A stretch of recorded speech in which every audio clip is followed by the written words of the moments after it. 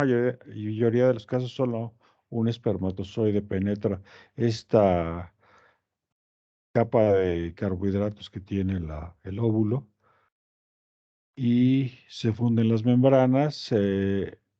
Esto está el espermatozoide está prácticamente vacío de citoplasma. La mayor parte de lo que contiene es el material genético.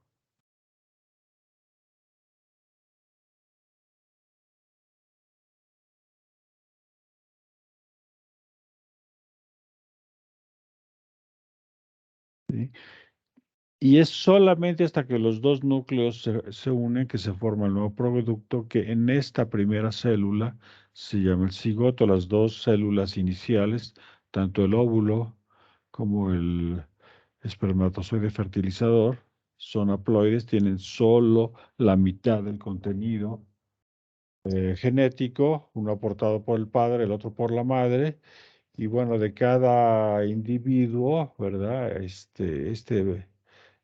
Este aporte de este espermatozoide, aunque es haploide, a su vez tiene contenido de los abuelos, de los bisabuelos, etcétera, etcétera. Sí, lo mismo sucede con el óvulo. En este proceso de unión, entonces quedamos claros que solo esta unión de los dos núcleos haploides para formar una célula diploide con el complemento de dos cromosomas, del total, luego comienza a dividirse sin crecer. Esto dura aproximadamente una semana y, y en este proceso en este mismo proceso de división celular va migrando, tiene que salir de las trompas de falopio e idealmente implantarse en las paredes del útero, donde penetrará el endometrio. El endometrio esa es la capa más externa.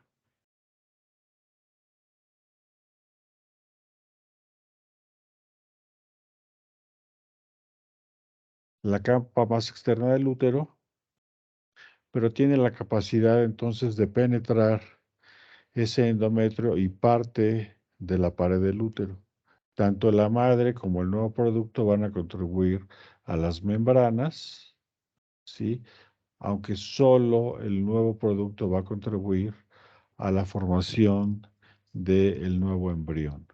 ¿Sí? Ya en este primer paso dijimos que hay una primera inducción de orientación del cuerpo y la parte dorsal se orienta hacia la pared del útero. Todo esto ya lo habíamos visto más detalles de esto.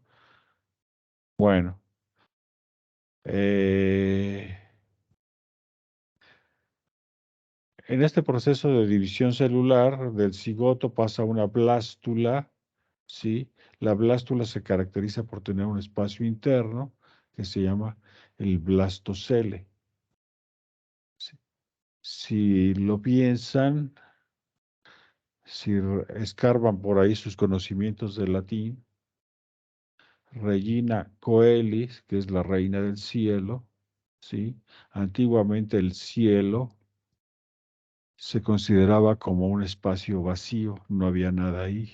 Entonces la idea de morir y de alguna manera llegar al cielo era llegar a ese espacio que la gente no se imaginaba que había allá arriba.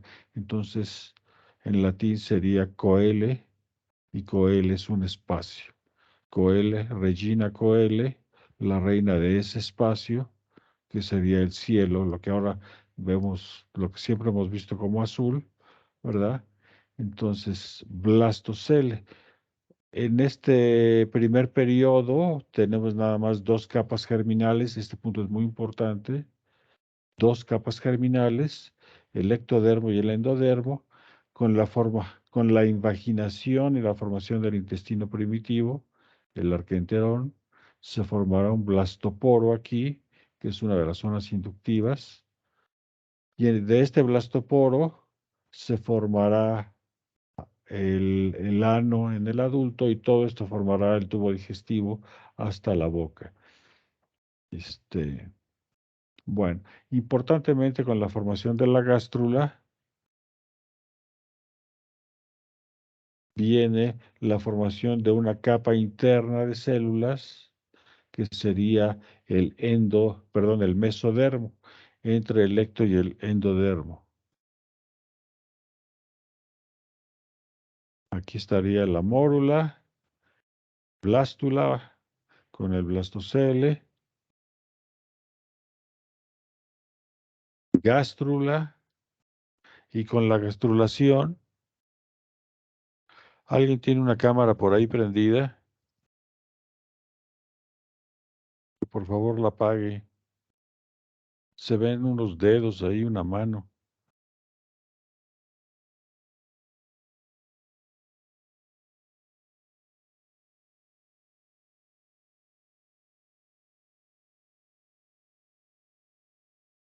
Bueno,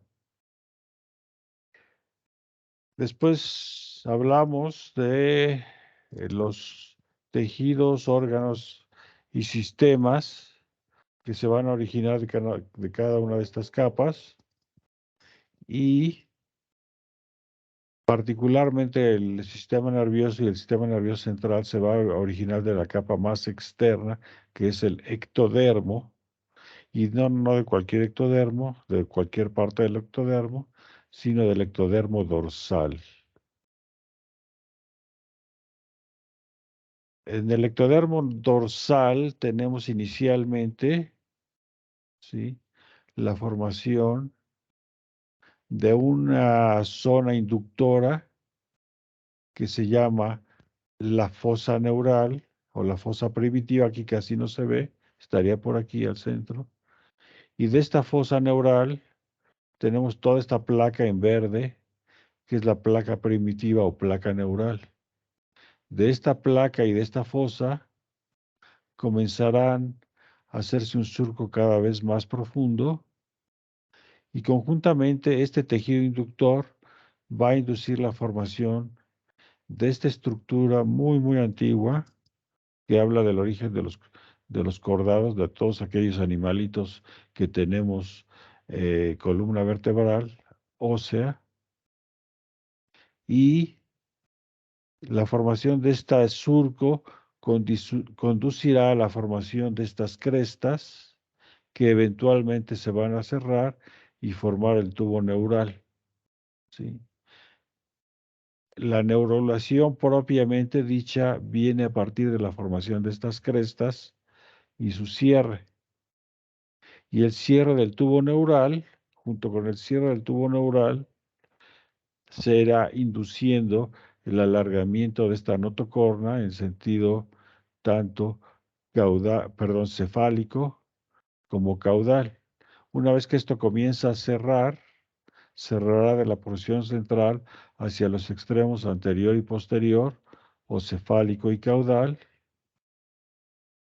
y junto con ello se irá extendiendo también la notocorda.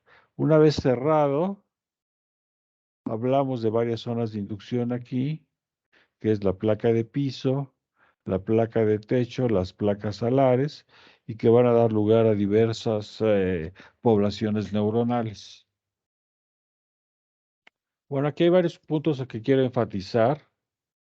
Uno de ellos es que de todo este tubo que finalmente se forma, las dos terceras partes, más o menos hasta acá, las dos terceras partes finalmente darán lugar al cerebro, desde la base del cerebro hasta la corteza cerebral. Y una tercera parte de ello dará lugar a la médula espinal. Entonces, dos terceras partes, cerebro, incluyendo cerebelo, y una tercera parte de médula espinal. Aquí a los costados vean unas estructuras que se llaman las somitas, hablamos de ellas, y de las somitas se formarán paquetes, este, paquetes musculares, paquetes óseos, representados, por ejemplo, en las costillas, en los paquetes musculares del torso, del tórax y abdominales. Junto con estos paquetes musculares irán paquetes vasculares y paquetes nerviosos. Eh, También hablamos de la posibilidad de patologías de no formación de estas estructuras, tanto cefálica como caudal, y de problemas del cierre, que se llaman problemas del cierre o patología del cierre del tubo neural, conduciendo a malformaciones como espina bífida, meningocele y diversos tipos de anencefalia o malformaciones cefálicas. Bueno, entonces, a partir entonces de esta placa se va formando un surco. Del surco comienza la formación de las crestas y de las crestas se cierra para formar el tubo neural y este tubo neural se irá cerrando de la porción media hacia el extremo cefálico como hacia el extremo caudal. Bueno, si esto corresponde a las somitas en la parte del tórax, estas mismas estructuras corresponden a algo que todavía llamamos los arcos branquiales. Ya no tenemos branquias como los peces ni como los anfibios, pero de estos arcos branquiales se forman estructuras como, por ejemplo, la mandíbula inferior, gran parte de los paquetes de los pares craneales.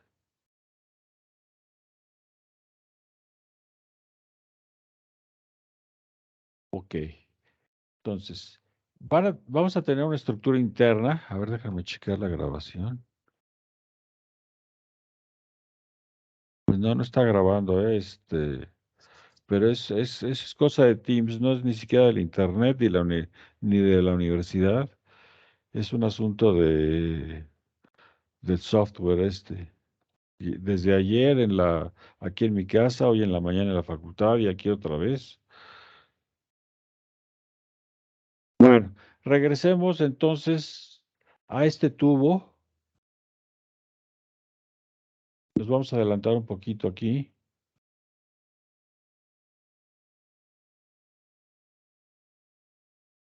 Ya vimos que de las crestas neurales, las estructuras celulares y tejidos que se van a generar. Pero una cosa que quiero que vean aquí es que vamos a tener un espacio interno. ¿Sí? Este espacio interno es continuo. En la médula espinal va a formar el canal central y en el cerebro va a formar el conjunto del sistema ventricular. Luego lo vamos a ir viendo, ¿sí? Pero importantemente, esta primera capa de células que tenemos aquí, adosada a este espacio interno, se llama la capa ventricular o capa germinal. De el interior, a partir de esta primera capa de células, se irán formando todas las células del sistema nervioso, tanto a nivel de médula espinal, del sistema nervioso central, tanto a nivel de médula espinal como a nivel de cerebro, y de aquí, del interior de esta capa, irán migrando hacia el exterior.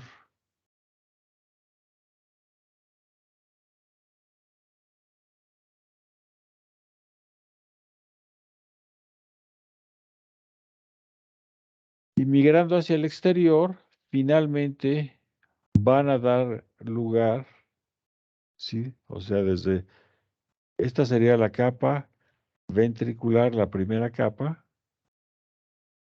y de aquí van a migrar hacia afuera en orden.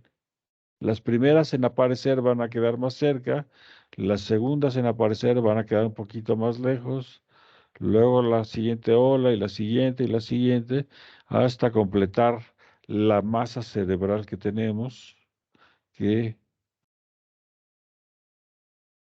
este, en última instancia, la última estructura en formarse es la corteza cerebral frontal, y la más frontal de la corteza cerebral es la corteza prefrontal que tienen arriba de sus ojos, y esa es precisamente la que nos caracteriza como seres humanos en términos de habilidades cognitivas superiores.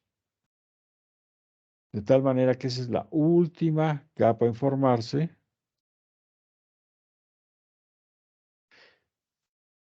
Y una vez que ha cerrado el tubo, tanto caudal como cefálicamente, se van a formar unas vesículas que se llaman vesículas primitivas o primigenias. E inicialmente tenemos 3 vesículas que después se van a convertir en 5.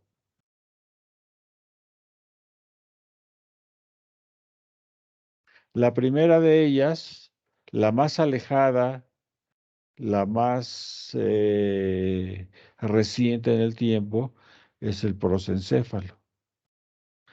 Ese prosencéfalo posteriormente va a dar lugar a lo que es propiamente la corteza cerebral, el telencéfalo, y estructuras asociadas cercanamente al telencéfalo, que es el diencéfalo. De la vesícula media, que se llama el mesencéfalo, va a quedar igual como mesencéfalo o cerebro medio, y de la columna, perdón, de la vesícula adosada a la columna vertebral, la más cercana a ella, se van a formar 2 estructuras conocidas como meta y mielencéfalo. Fíjense que el mielencéfalo ya es una continuación directa de la médula espinal.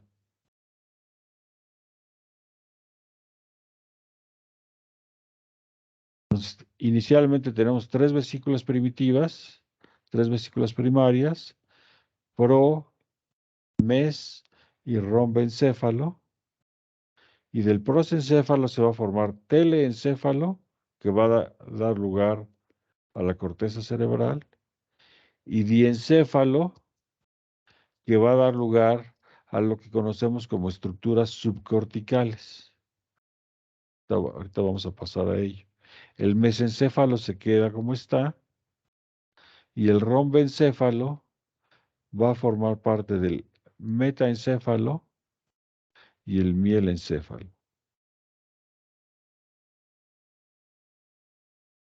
No tan solo se van a formar esas vesículas, sino, primeramente, tenemos una copa aquí que se llama la copa óptica o la vesícula óptica, de donde se van a formar los ojos. ¿Sí? Pero no todo el ojo es parte tiene origen neuroectodérmico. Fundamentalmente lo que va a tener origen y función nerviosa es su retina, estaría aquí el fondo del ojo, y el nervio óptico. Y del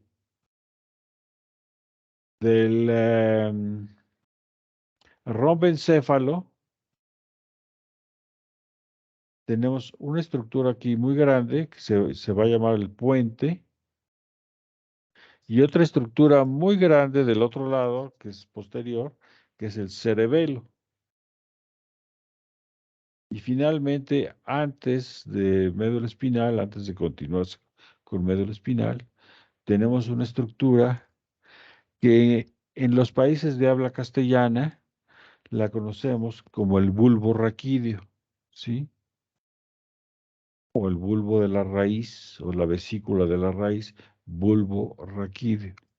En inglés, como estamos viendo textos en inglés y van a ver muchísimos textos en inglés, se conoce como médula oblongata. Aunque es latín, es el término que se usa en el idioma inglés. Entonces, en las publicaciones, en los libros en inglés, cuando ustedes vean médula oblongata, se refiere al bulbo raquídeo. No se me confunda, por favor. Es lo mismo, pero tenemos diferente terminología. Bueno, entonces, junto con la formación de las vesículas,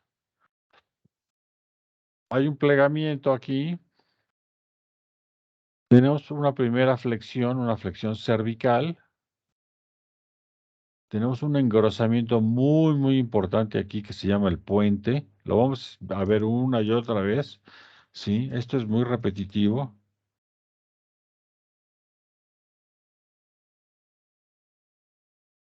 En la porción dorsal vamos a tener la formación del cerebelo aquí y tenemos la flexión perdón. Luego tenemos otra flexión todavía, que es la flexión cefálica. Y vean ustedes dónde viene a quedar el cerebro medio. Aquí. Esto que está representado por la vesícula central, esta, en realidad es una porción muy pequeñita, pero es una porción, si lo piensan un poquito, es una porción de paso obligado de la información que venga de médula espinal, de toda esta región que la vamos a conocer como tallo cerebral, tiene que pasar forzosamente por cerebro medio y dirigirse ya sea a algunas regiones de diencéfalo o algunas regiones de telencéfalo. Entonces, tenemos la flexión cefálica, tenemos la flexión pontina, perdón, que se refiere al puente, se refiere a esta estructura grande aquí, y tenemos la flexión cervical, pontina y cefálica. Entonces, las primeras estructuras en formarse en términos de adquisición, en términos evolutivos, comenzamos con la médula espinal, toda la zona de lo que sería romboencéfalo, ¿sí? Eh, en su primera porción, bulbo raquídeo, mesencéfalo, diencéfalo y prosencéfalo. Lo último que adquirimos es la corteza cerebral. Esta corteza cerebral irá creciendo, creciendo, creciendo, y la masa de la corteza cerebral prácticamente va a cubrir toda la estructura, excepto la región que corresponde al tallo cerebral. Pero básicamente va a crecer tanto frontalmente como lateralmente, como hacia la región superior. Ahora, otra cosa a fijarse es que internamente se va formando un sistema de espacios, ¿sí? En la médula espinal es el canal central y en el resto del cerebro, del sistema nervioso central, todos estos espacios se conocen como el sistema ventricular, los ventrículos. Y a cada estructura que vamos a ir viendo, cada estructura está asociada muy importantemente con estos espacios internos.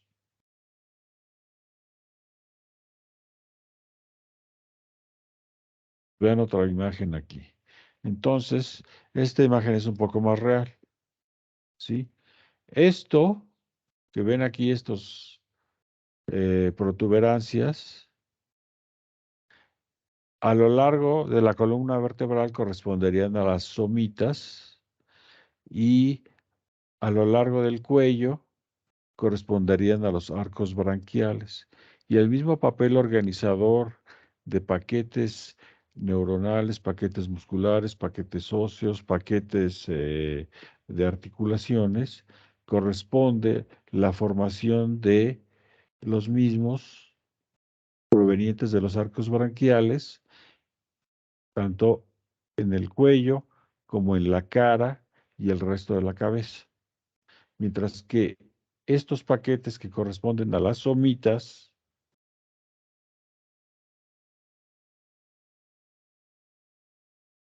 ¿sí? Aquí están, a las somitas, corresponde a la paquetería, vamos a llamarle así, principalmente de su tórax y región abdominal, tanto superior como inferior, y de premio nos sacamos unos brazos y unas piernas, ¿sí? Como les decía el otro día, les pueden cortar los brazos y las piernas y van a seguir vivos, pero no les pueden quitar nada de lo que se origina aquí adentro. No les pueden quitar hígado, no les pueden quitar estómago, no les pueden quitar riñones, no les pueden quitar pulmones, porque simplemente fallecemos, ¿sí? Entonces, estos paquetes van a organizar el cuerpo completo, incluyendo brazos y piernas,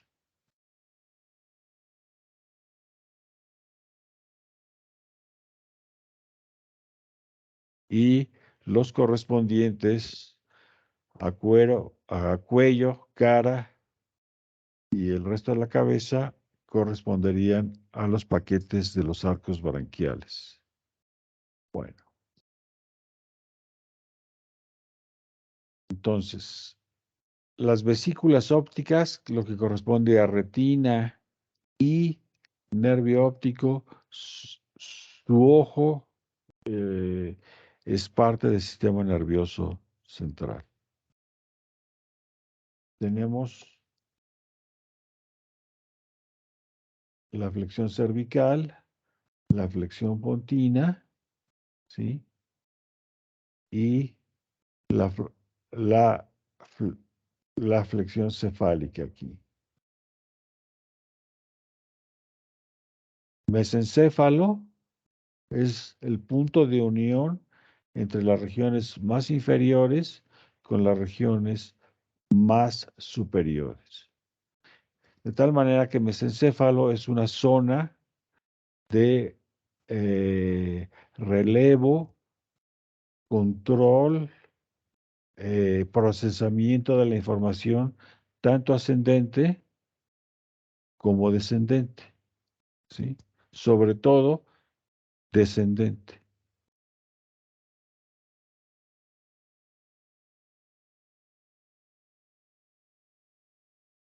Entonces, las tres vesículas originales, pro, mes, rombencéfalo y médula espinal.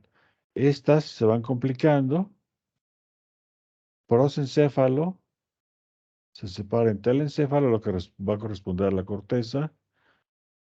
La corteza, entonces, va a estar relacionada en la parte más actualizada, más moderna, con los aspectos cognitivos superiores, ¿sí? El concepto de uno, por ejemplo, que parece elemental, pero pregúntenle a un perrito qué es un uno, pregúntenle a un chango qué es un uno, pregúntenle qué es un cero, qué es un punto ideal, una línea recta, ¿sí? Un triángulo rectángulo, un triángulo isósceles. Y son aparentemente conceptos muy elementales para nosotros, pero no son nada triviales, ¿sí?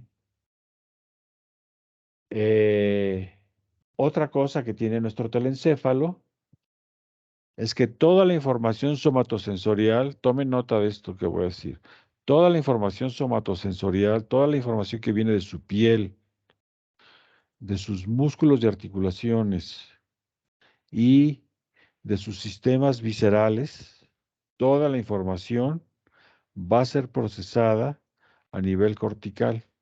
Aquí se va a dar una integración y a nivel cortical se va a organizar la respuesta motora correspondiente. ¿Qué respuesta motora? Voy a correr para porque se me ve el camión, o voy a mover el, ah, los intestinos porque acabo de comer, ¿sí? O necesito ir a orinar y entonces necesito controlar tanto consciente como inconscientemente mis esfínteres. Y entonces todas esas respuestas musculares, tanto músculo voluntario como músculo involuntario, es decir, músculo liso, de las regiones somatosensoriales, esas respuestas musculares van a estar integradas aquí. ¿Sí? Ahora, ustedes,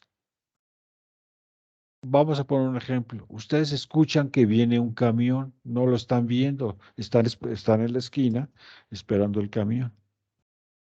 Todavía apenas escucharon que se acerca, pero entonces ustedes empiezan a integrar toda la información de respuesta, toda la información sensorial, aunque no esté presente, ¿sí? A lo mejor ya se están imaginando el olor de la gasolina quemada por el camión y todavía no se acerca el camión. A lo mejor ya se están imaginando si se van a ir de pie o se van a ir sentados, ¿sí? Y así pues, me voy a ir descansando o me voy a cansar en el trayecto. Viene ese camión, pues lo escuchan y ya están pensando, ¿sí? En que trae el letrero que dice, no sé, Terminal Islahuaca o lo que sea, porque es el que todos los días toman.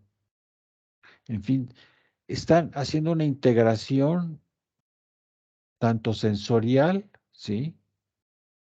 Porque se podrán estar imaginando ya el color del camión, el olor de la nafta que está quemada, que ya se cansaron, que toda esa información, tanto sensorial como la respuesta motora que van a dar en términos de me tengo que subir, agarrarme del tubo ese para no caerme, etcétera, etcétera, lo están integrando en la corteza. Bueno, en cerebro medio, lo que vamos a tener es una regulación muy, muy importante de lo que sucede en estructuras superiores. ¿Sí?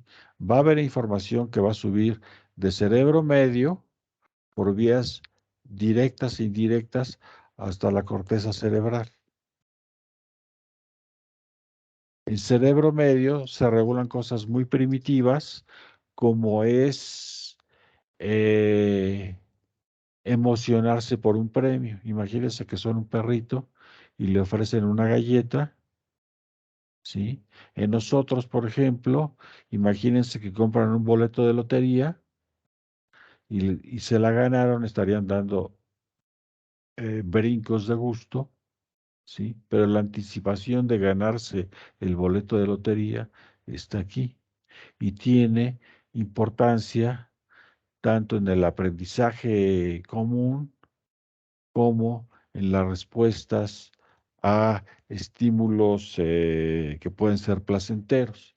Y en esta región está muy importantemente ligada a, por ejemplo, esas respuestas placenteras que se obtienen al ganar una apuesta, ¿sí? Al tomar una droga, ¿sí? Al tener relaciones sexuales, etcétera, y que por lo tanto es muy, muy sensible a las adicciones. Y esas respuestas, esas anticipaciones a la posibilidad del placer, están ligadas a sistemas un poquito superiores, uno de ellos que se llama el sistema límbico, y muy importantemente ligadas a la corteza cerebral. Otra cosa en la que se centra el mesencéfalo es en la regulación de algunos movimientos, pero no todos los movimientos. Tienen ustedes movimientos voluntarios, planeados, calculados, ¿sí? Por ejemplo, voy a estirar mi mano, voy a tomar mi taza de café y me la voy a llevar a la boca. Ese es toda una serie de movimientos calculados y planeados y ejecutados conscientemente. Sin embargo, cuando van caminando, van moviendo los brazos, van adecuando la postura de su cuerpo de manera automática, ¿sí? O cuando ya aprendieron a hacer eh, movimientos en los cuales no tienen que pensar, por ejemplo, andar en bicicleta, ¿sí? Van pedaleando sin necesidad de pensar qué es lo que tienen que hacer. Al principio, cuando la primera vez que nos subimos a una bicicleta, teníamos que hacer una serie de cálculos conscientes para no caernos, y ahora ya lo hacemos de manera automática y así hacemos muchas cosas. Por ejemplo, manejar o escribir, etcétera, etcétera. La gente que toca el piano, que toca la guitarra, ya muchos de esos movimientos son ejecutados casi de manera automática. Y aquí el papel del mesencéfalo es muy importante en ese sentido. En lo que es el diencéfalo va a ser otra área de integración de la información tanto ascendente. Cuando les hable de información ascendente, les estoy hablando de información sensorial, cualquiera que de ellas que sea, ¿sí? Y la información sensorial se procesará en estas regiones, y esa información puede ser ambiental, puede ser inconsciente, puede provenir del medio ambiente interno o del medio ambiente externo, ¿sí? Entonces, toda la información que venga de médula espinal y de tallo cerebral que tenga un componente sensorial va a ser procesada inicialmente y de manera muy importante a nivel de diencéfalo. Por ejemplo, información sensorial. Este, vamos a hablar, por ejemplo, del pH de su sangre, del nivel de oxigenación de su sangre, de la frecuencia cardíaca. Tanto pH como nivel de oxigenación van a estar muy, muy estrechamente ligados a su sistema respiratorio. Entonces, toda esa primera información sensorial va a procesarse aquí a nivel de tallo cerebral, y a nivel de diencéfalo se van a presentar los mecanismos de regulación, por ejemplo, de la frecuencia cardíaca o de la temperatura corporal. ¿Y cómo le vamos a hacer? Tenemos una estructura que se llama el hipotálamo, y tanto neuronal como hormonalmente van a estar regulando otras hormonas, otros sistemas nerviosos, que a su vez van a regular otra vez pH, nivel de oxigenación, frecuencia respiratoria, frecuencia cardíaca, presión arterial, etcétera, etcétera. Entonces, una parte sensorial aquí que asciende, que se procesa aquí, y viene una respuesta muy, muy compleja, ¿sí? Ya tengo hambre, tengo ganas de mi torta, y comienzo a secretar saliva y a secretar hormonas, y resultó que no me comí una torta, sino que me comí tres o cuatro, y entonces ya estoy completamente saciado, y viene la respuesta contraria a ya dejar de tener hambre, tener una sensación de saciedad y promover toda la maquinaria, todos los movimientos gastrointestinales para procesar eso, y etcétera, etcétera. Todo esto se va reciclando y vamos a mantener una homeostasis a largo plazo, ¿sí? Bueno, tanto a corto como a largo plazo de todos nuestros sistemas, gracias al sistema endocrinológico regulado tanto por hormonas, las mismas hormonas, como por los sistemas neuronales. Entonces, tenemos en ese sentido eh, el papel del diencéfalo. Y en el diencéfalo, la información, toda la información somatosensorial, otra vez, información somatosensorial, piel, ¿sí? Músculo y articulaciones, lo que es propiocepción, e información visceral se va a procesar a nivel de tálamo. Y de tálamo se enviará la información necesaria tanto a la corteza como de regreso a hipotálamo y a su vez el control de nuestro sistema nervioso autónomo, tanto en su parte activa como en su parte pasiva. En la región de metaencéfalo tenemos la formación del cerebelo y el cerebelo también va a regular información sensorial. Y una cosa muy importante que va a hacer el cerebelo es que va a regular sus movimientos, pero ya a nivel muy fino, ¿sí? Imagínense que ustedes están diseñando una computadora en las que les va a llegar la información muy, muy gruesa, pero tienen que retornar, tienen que dar como respuesta a ustedes, a quien se las haya mandado, una respuesta muy, muy fina.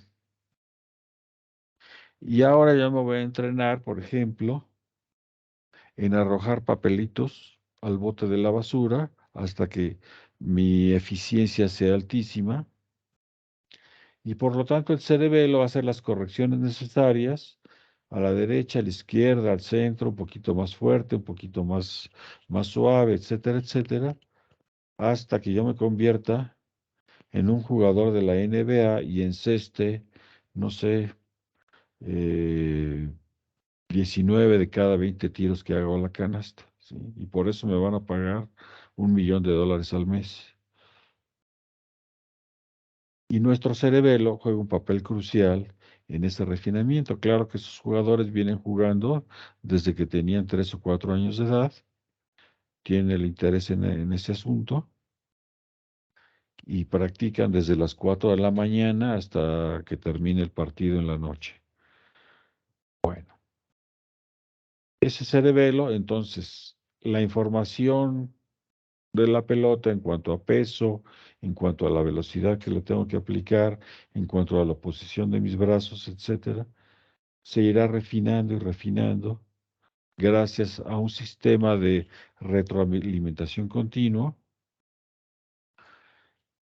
que además sucede en fracciones de segundo y al cual contribuye la, la repetición, es decir, la experiencia.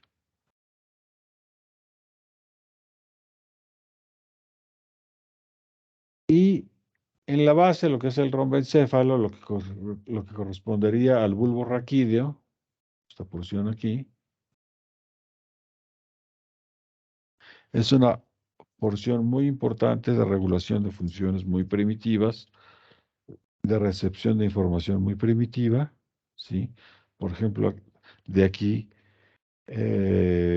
parte las ramas sensoriales del décimo par craneal, el vago, y con ese nervio vago, que de vago no tiene nada, se regula en la porción superior de nuestro intestino, se regula el pH de nuestra sangre, nivel de oxigenación, frecuencia cardíaca, frecuencia respiratoria, etcétera, etcétera. ¿Sí? Esta información pasará de aquí a hipotálamo y el hipotálamo hará lo necesario en regular hormonalmente lo, la información que se reciba en esta zona. Se regula también sueño, vigilia, por ejemplo, entre otras cosas.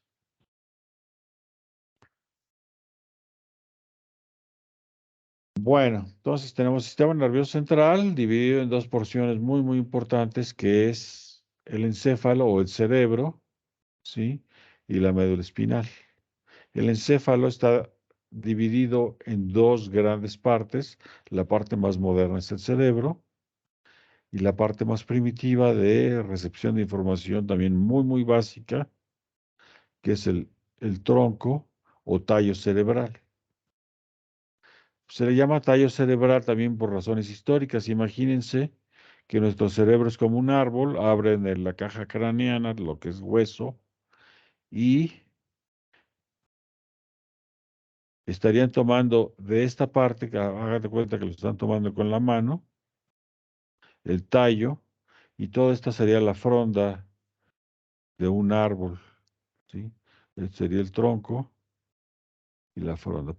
De ahí el nombre de tallo cerebral.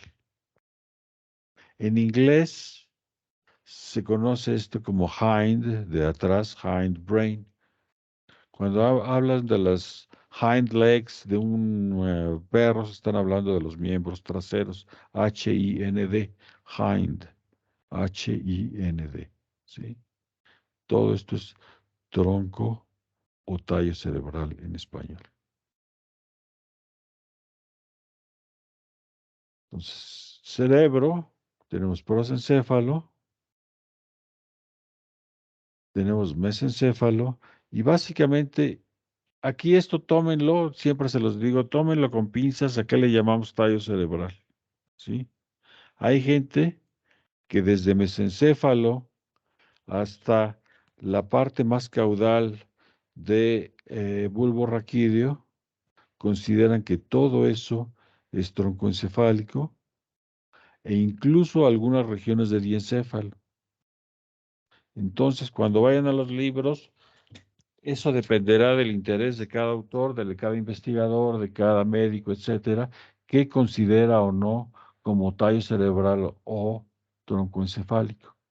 Los más puristas hablan de tallo cerebral exclusivamente de mielencéfalo y metencéfalo, excluyendo cerebelo, lo que sería bulbo raquídeo y pons en latín o puente. ¿Por qué pons? Vean aquí esta estructura muy, muy grande aquí abajo.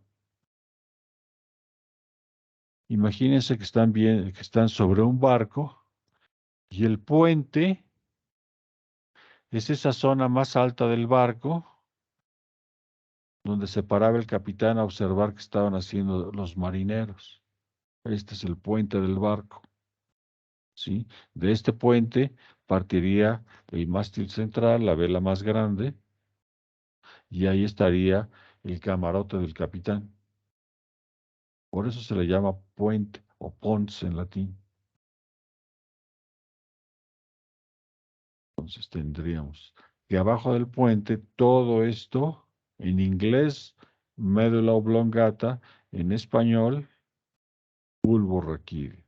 Cerebelo, que pertenece a metencéfalo, ¿sí? Y aquí ya no lo vemos porque quedó cubierta por la masa cortical, pero aquí abajo tenemos lo que corresponde a cerebro medio o mesencéfalo. Nuestros ojos serían estructuras que parten de regiones prosencefálicas y posteriormente estructuras diencefálicas.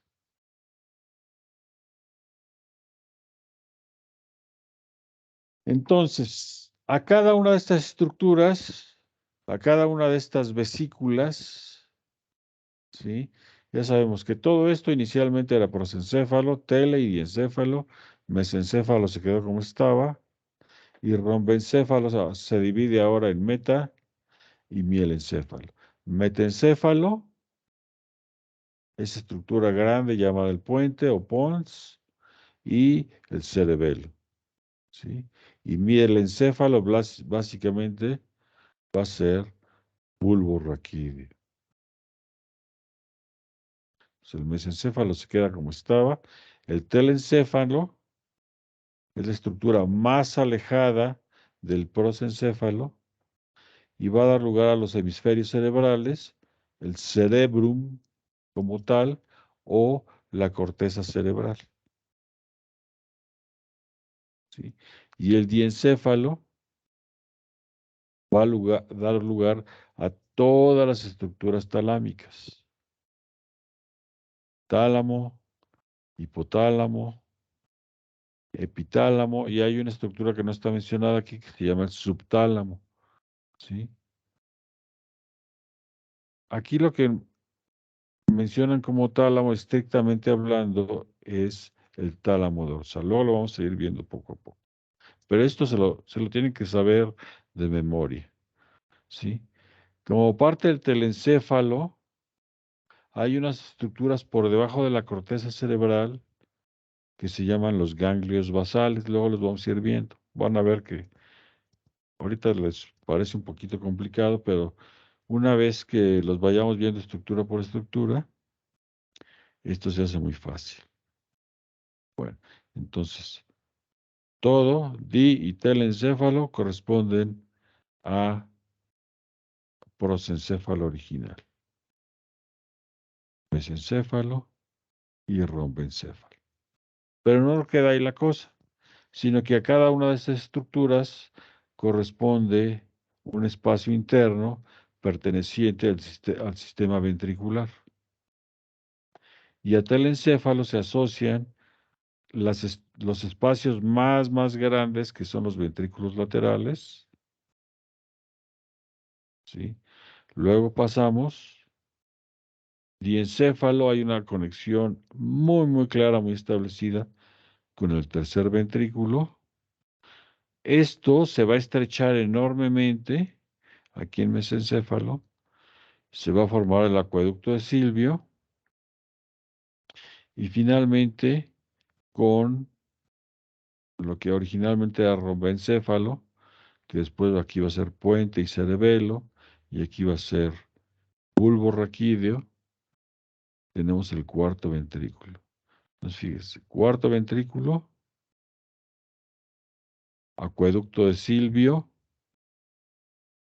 tercer ventrículo y el sistema más grande que son los ventrículos laterales.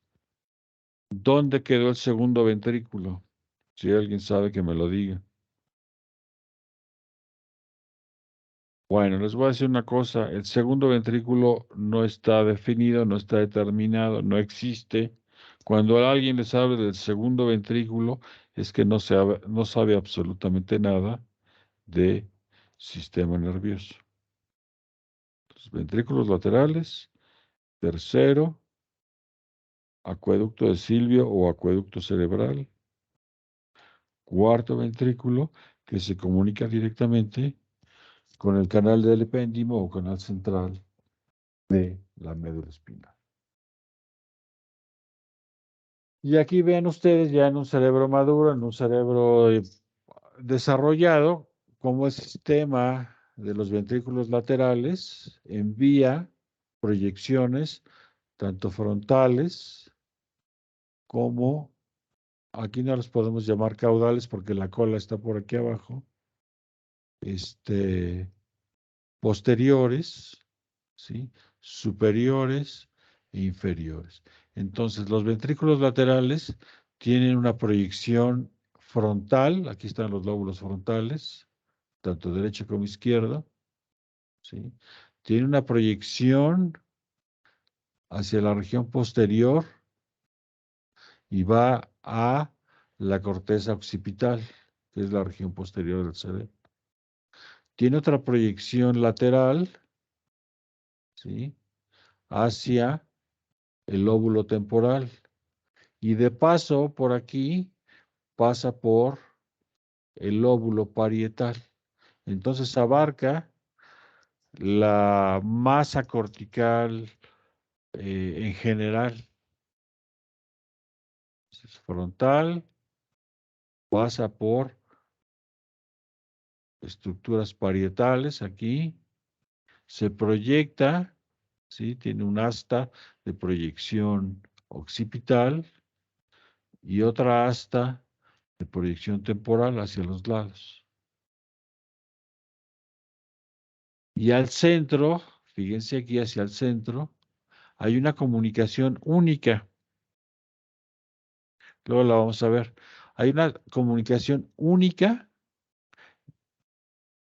con esta pequeña cisterna que es única también, que es el tercer ventrículo.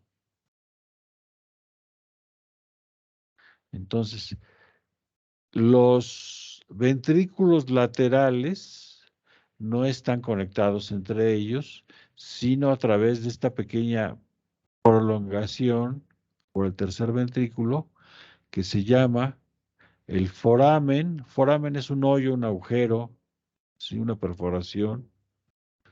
El foramen interventricular o agujero de Monro, así M-O-N-R-O, Monro. ¿Sí? No hay comunicación directa entre el lado izquierdo y el lado derecho. Y luego vean que el tercer ventrículo se estrecha. Aquí no lo podemos ver completo porque está el ventrículo lateral aquí.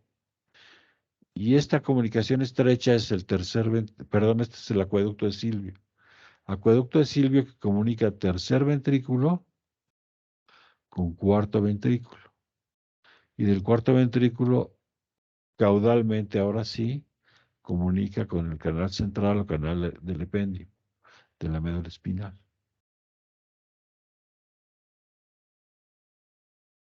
Entonces, regresemos a esto. ¿Sí? Los ventrículos laterales, como ya vimos, están asociados estrechamente a la corteza cerebral, a la masa de la corteza cerebral. El tercer ventrículo está asociado estrechamente a las estructuras talámicas. Este tercer ventrículo es único, es absolutamente central, ¿sí? No como estos que hay un par de ellos, cada uno lateral, izquierda y derecha. Este es único. Y lateralmente, tanto derecha como izquierda, va a tener las estructuras talámicas. Luego viene el cuarto ventrículo, el acueducto de Silvio aquí. El acueducto de Silvio, ustedes le dicen acueducto de Silvio o acueducto cerebral,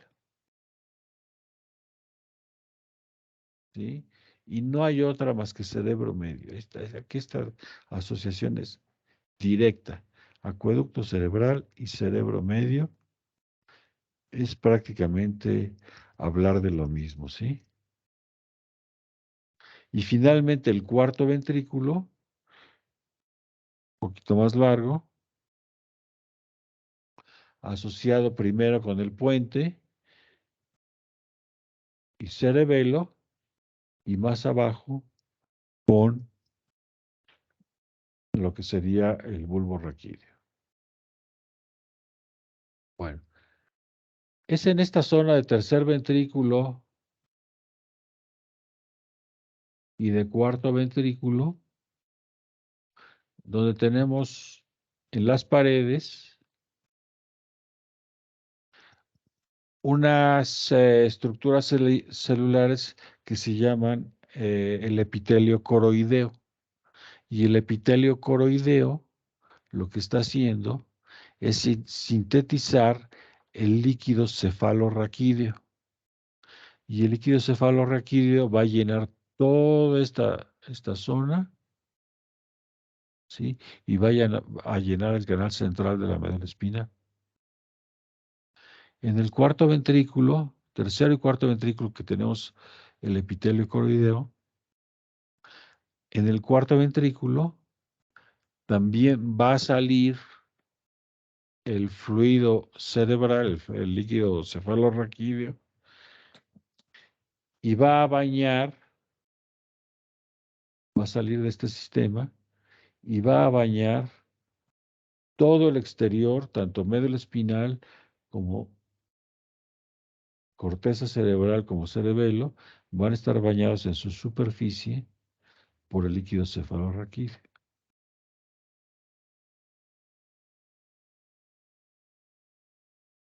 Entonces, es, esto, todo esto de lo que les estoy hablando,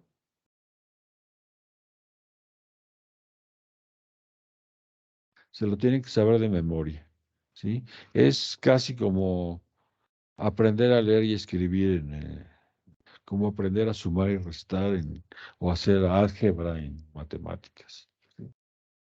Es lo mínimo, mínimo que se tiene uno que saber.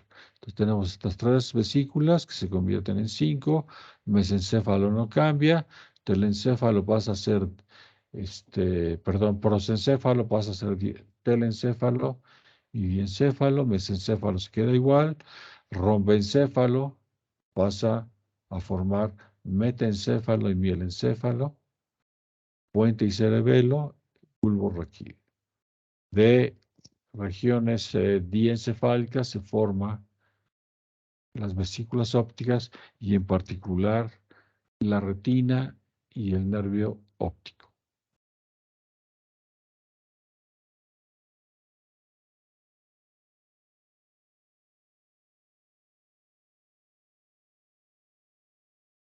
Todas estas diapositivas es una repetición de lo mismo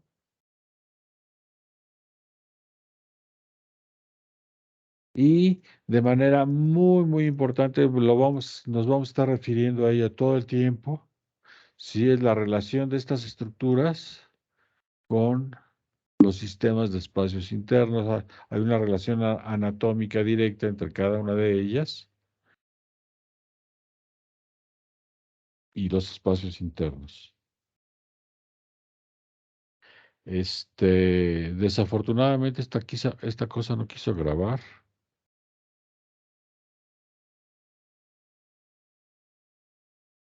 Y ahora sí que esto es problema de Teams, ni siquiera es de la universidad o del servidor, porque ni en la facultad ni aquí en mi casa está funcionando. He tenido muchos problemas para entrar a los archivos.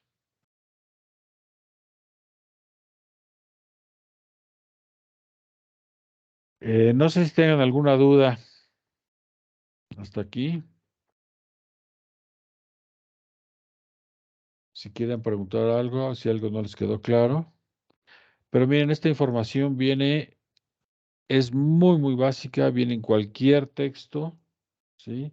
Que la puedan encontrar ahora sí que en cientos de sitios en internet y obviamente en toda la bibliografía que les he enviado. Este, si no hay dudas, si no hay preguntas, vamos a dar por terminada la clase aquí y nos veríamos mañana a la hora de sus sesiones de actividades prácticas. Les voy a dejar un cuestionario y les voy a dejar un cuestionario para que lo contesten mañana mismo. Va a ser un cuestionario muy breve relacionado al texto que les envié la semana pasada de desarrollo embrionario. No sé si va a ser lo único o si va a incluir aspectos de lo que acabamos de ver hoy. Pero si no hay ninguna pregunta, si no hay nada más, yo me despido y nos veríamos el día de mañana. Entonces, no hay dudas.